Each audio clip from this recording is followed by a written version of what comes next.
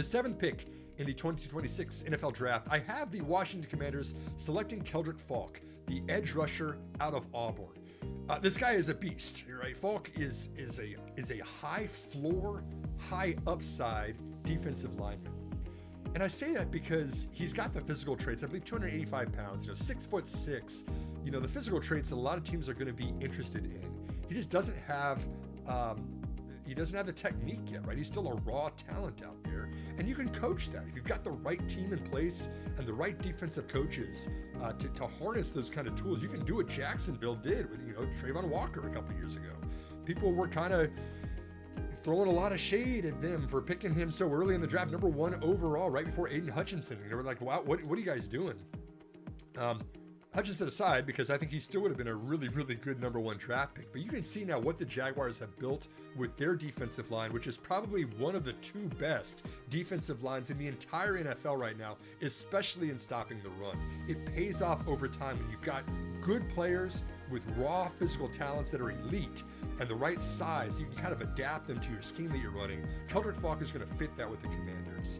And even though he wasn't super productive in college, I still think this is the right kind of player that Dan Quinn wants. Obviously, he's bringing in a new defensive coordinator this year, new offensive coordinator as well, but new defensive coordinator. So you're going to see some changes to the scheme that the Commanders are using. But I do think that more than anything, the Commanders need an edge rusher that's going to go after the quarterback.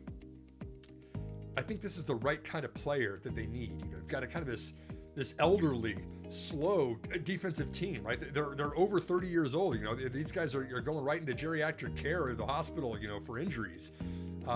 You need to bring some youth into that defensive line. You got to put some heat on the opposing quarterbacks, especially in the NFC East. When you're up there against Jackson Dart and Dak Prescott and Jalen Hurts. I mean, these guys, you can't give them time because they're going to burn you time and time again if you're giving them too much time in the pocket.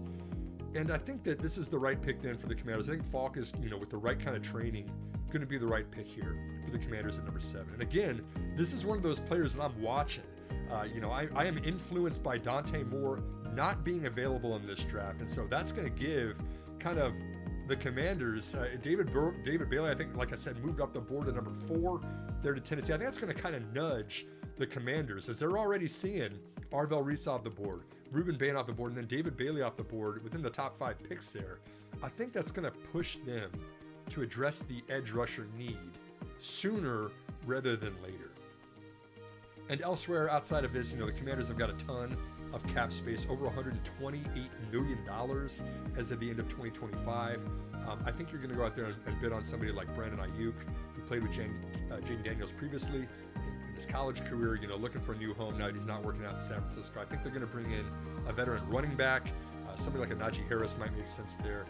If not, some of the other veterans that are on the open market there.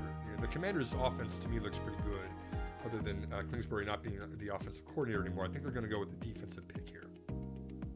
So with number 7, I have the Washington Commanders taking Keldrick Falk, the edge rusher, the powerful edge rusher out of Auburn. They're in the 2026 NFL Draft.